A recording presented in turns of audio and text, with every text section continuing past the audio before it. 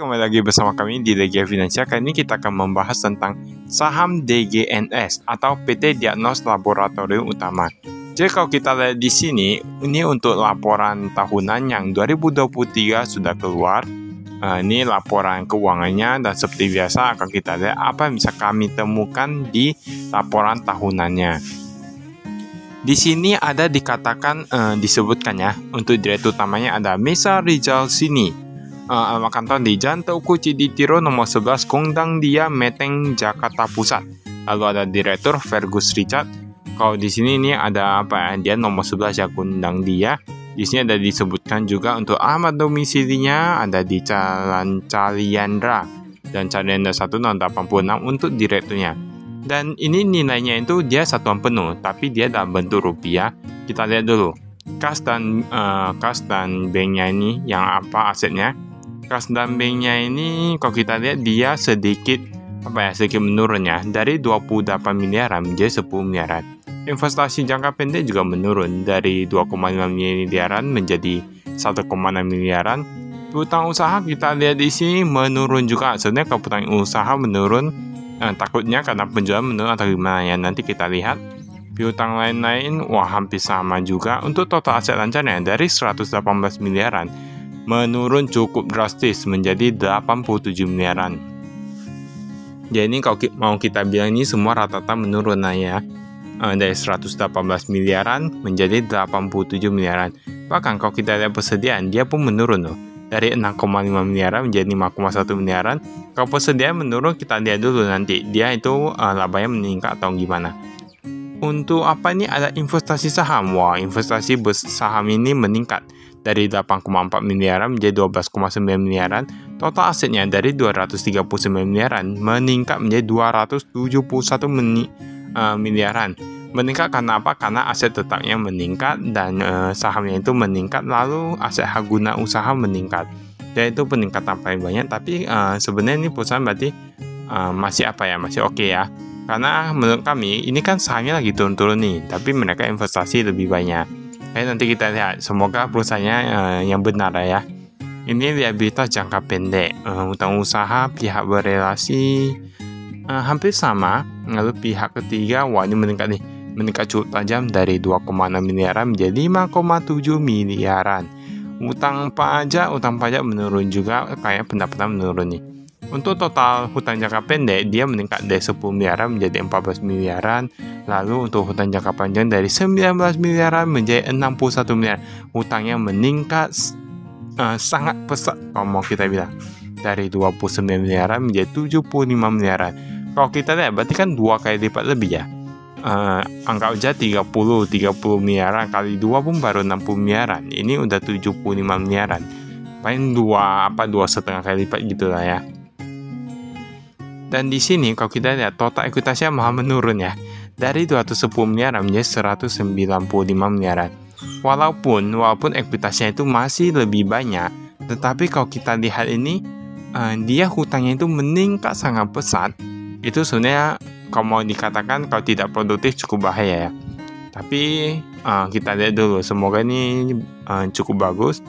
Karena memang tergantung juga, ada industri yang waktu-waktu tertentu dia agak kesulitan, ada juga yang waktu tertentu dia bagus. Pendapatannya dari 192 miliaran menjadi 145 miliaran. Langsung kita lihat untuk yang ruginya, rugi nih katanya. Rugi 13 miliaran dari untung 12 miliaran. Nah, berarti ini memang perusahaannya sedang rugi untuk yang tahun ini. Beban penjualan dan pemasaran bahkan sudah mereka pangkas. Kita lihat dari 12 miliaran menjadi 9 miliaran, berarti kan mereka udah efisiensi di penjualan dan di umum, tetapi masih tetap rugi. Itu berarti kan bisnisnya agak kurang bagus ya.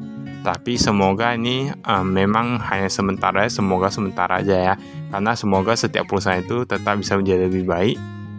Penerimaan kas dari pelanggan 193 miliaran menjadi 149 miliaran. Oke, normal karena penjualan tadi kan menurun, jadi otomatis menurun.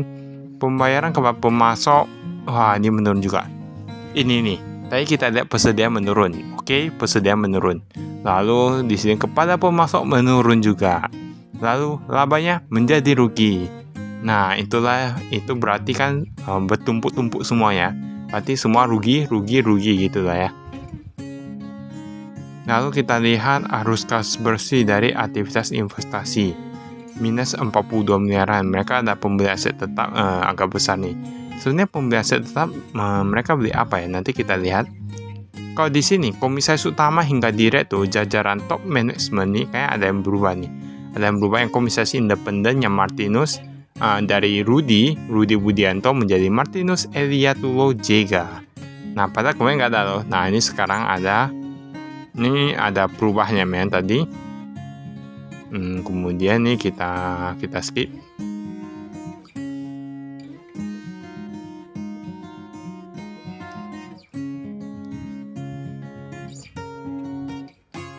Nah, di sini udah sampai yang kas dan banknya.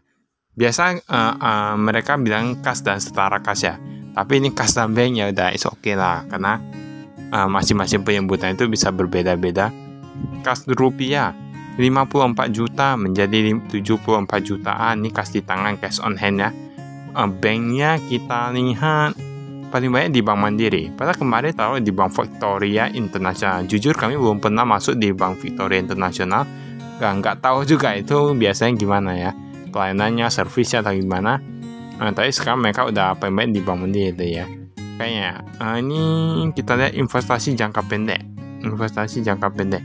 Jumlahnya sedikit menurun dari 2,5 miliaran menjadi 1,6 miliaran. Jadi dia agak berkurang. Di sini ada piutangnya. Piutangnya kita lihat yang pihak berelasi, wah ini menurun. Artinya masih oke, 29 miliaran menjadi 28 miliaran. Tetapi ini pihak ketiga masih masih menurun juga, is oke juga. Berarti lancar-lancar aja ya. Utang usaha yang banyak nih. Ini PT Hajamahu Muda 3 saudara Husada. Wah, 3 saudara Husada nih. Ada yang tahu? Wah, ada Kementerian Luar Negeri nih. Kementerian Luar Negeri 532 jutanya dia. Lalu kita lihat berdasarkan umur untuk piutang usahanya. Memang kalau kita lihat piutang usahanya itu kayak mau dibilang macet ya, sebenarnya macet sih. Tetapi dia ada pengurangan, ada penurunan lah kalau lebih tepatnya.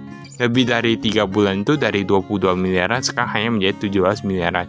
Berarti kan sudah mulai menurun. Tetapi kalau kita lihat penjualan memang menurun dan dia memang semua rata-rata menurun. Dari beban yang belum jatuh tempo biasa 700-an juta sekarang menjadi 100-an juta saja.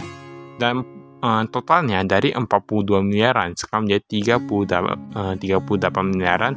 Berarti kan memang berkurang.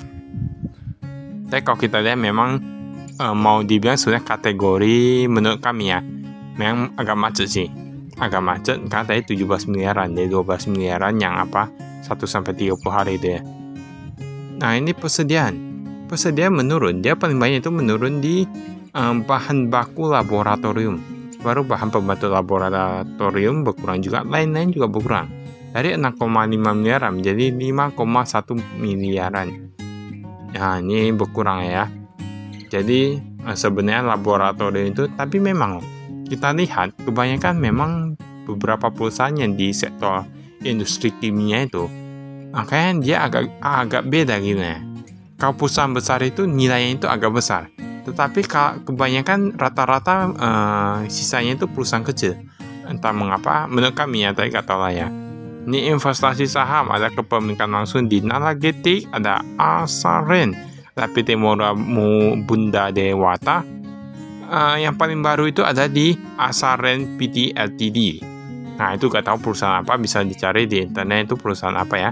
4,5 miliaran. Semoga perusahaannya ada perusahaannya bagus, jadi kedepannya bisa menghasilkan laba dan bisa menambah laba dari perusahaan ini ya, DGNS ini ya.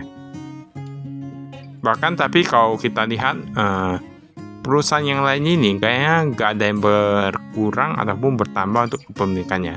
Untuk seperti Nalagenetik PT Ltd dan PT Moru lainnya. Aset tetap kita lihat penambahan paling banyak di peralatan laboratorium. Kemarin peralatan laboratorium ini yang di bawah akumulasi ya. Yang 2022 dia di bawah lagi ya. Kita lihat dulu 2023 peralatan laboratorium itu 9,8 miliaran. Dia penambahannya. Berarti mereka kan terus menambah ya. Perbaikan mencapai 1 miliaran. Oh, ini ternyata hampir sama juga ya. Ini beban.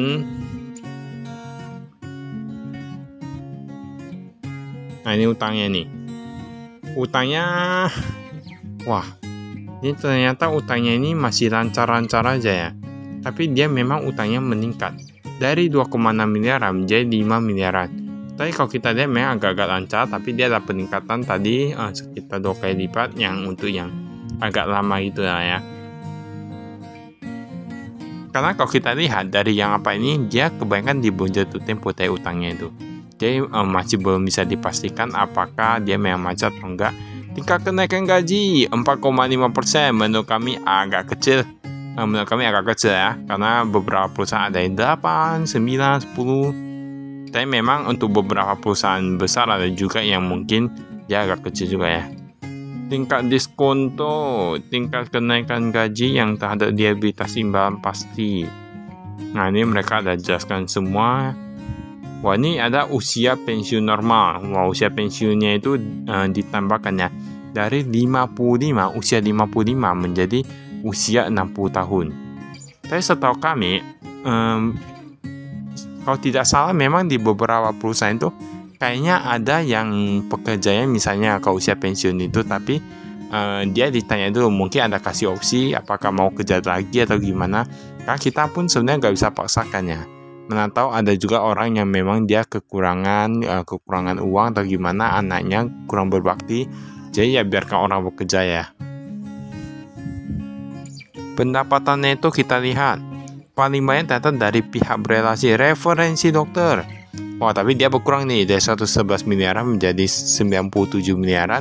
Biaya korporasi menurun juga, pihak ketiga yang sama rata-rata menurun sih kalau mau dibilang ya.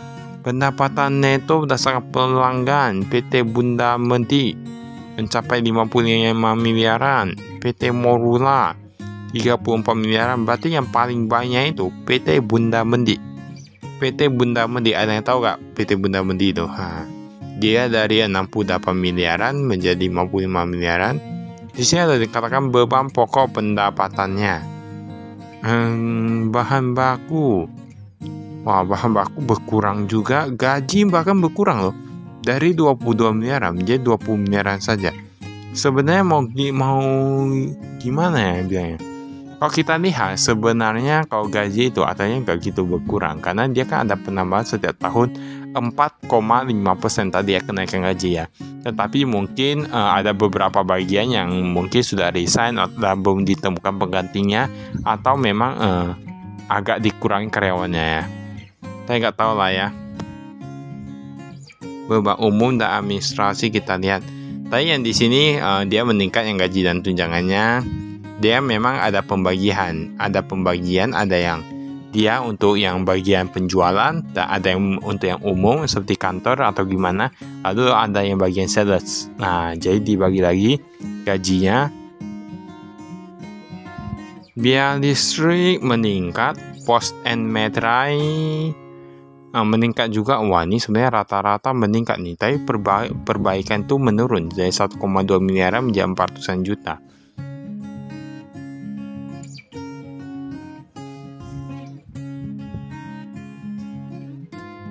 Nah, ini agak umum gitu lah ya. Baiklah, ternyata itu saya dari kami. Sekian dan terima kasih. Salam investasi.